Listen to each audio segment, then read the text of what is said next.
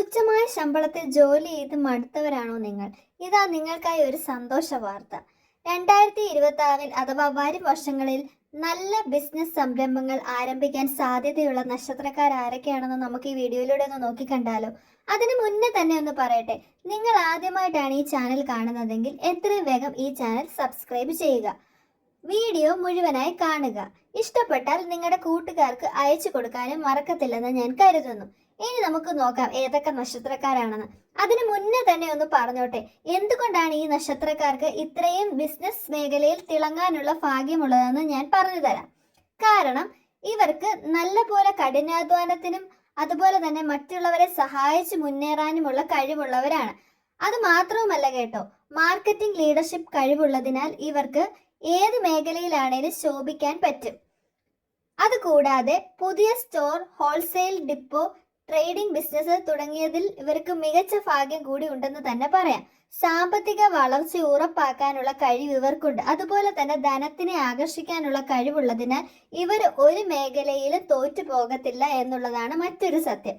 അതേപോലെ തന്നെയാണ് ഇവർക്ക് പുതിയ സംരംഭങ്ങൾ തുടങ്ങുമ്പോൾ പുതിയ പുതിയ ആളുകൾക്ക് ജോലി കൊടുക്കാനും അവരെ സപ്പോർട്ട് ചെയ്യാനുമുള്ള കഴിവുണ്ട്.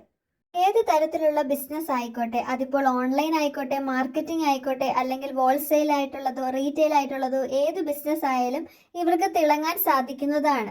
ഇതൊരു പൊതുഫലം മാത്രമാണ്. ജാതകത്തിന് അനുസരിച്ചും അതേപോലെ ജനിച്ച സമയത്തിനനുസരിച്ചും ഇതിനകത്ത് വ്യത്യാസം വരാവുന്നതാണ്. എന്നിരുന്നാൽ പോലും സാധ്യതകൾ വളരെ കൂടുതലാണെന്ന് തന്നെ നമുക്ക് പറയാൻ പറ്റും. വിദേശത്ത് പോലും അവസരങ്ങളുള്ള നക്ഷത്രങ്ങളാണ് ഇവർ. വിദേശ രാജ്യങ്ങളിൽ ബിസിനസ് തുടങ്ങാനും അവിടെ മെച്ചപ്പെട്ട ജീവിതം കെട്ടിപ്പടുക്കാനും കഴിവ് കൂടിയുണ്ട്. ഏതൊക്കെയാണ് ഈ നക്ഷത്രമെന്ന് നമുക്ക് നോക്കാം.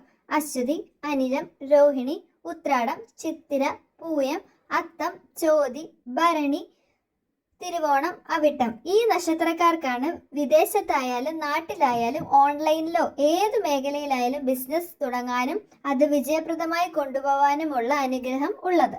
ഇതിനു വേണ്ടി നിങ്ങൾ ചെയ്യേണ്ടത് എപ്പോഴും നന്നായി പ്രാർത്ഥിക്കുകയും അതിനു വേണ്ടിയിട്ട് കഠിനാധ്വാനം ചെയ്യുക എന്നുള്ളതാണ്.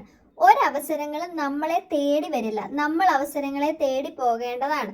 ഈ വീഡിയോ നിങ്ങൾക്ക് ഇഷ്ടമായെങ്കിൽ എത്രയും വേഗം ഈ ചാനൽ സബ്സ്ക്രൈബ് ചെയ്യുമെന്ന് ഞാൻ കരുതുന്നു.